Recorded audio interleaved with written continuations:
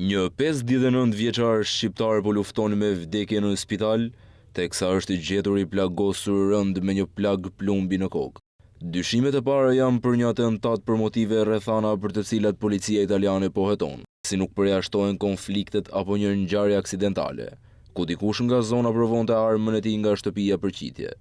Ngjarja ka ndodhur rreth orës 9:30 të ditës në zonën e Alta të Padovës, në rrugën Casoni në Fontaniva. Viktima është identifikuar si Fatos Cenaj, banori i qytetit. Karabinierët e njësisë hetimore shkuan menjëherë në skenën e krimit dhe po hetojnë në vend ngjarje.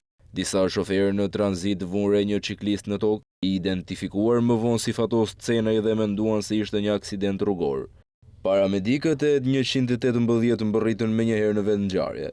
Vetëm pas pak minutash inspektimi, stafi mjekësor e kuptoi menjëherë se rënja nga bicikleta ishte shkaktuar nga diçka shumë më serioze.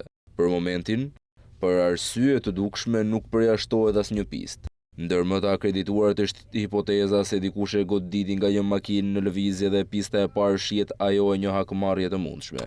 Një tjetër hipotezë është konflikti në zonë, ose që dikush nga shtëpia donte të provonte një pushk ose aksidentalisht goditi burrin fatkeq, i cili po udhëtonte për relaks me bicikletë.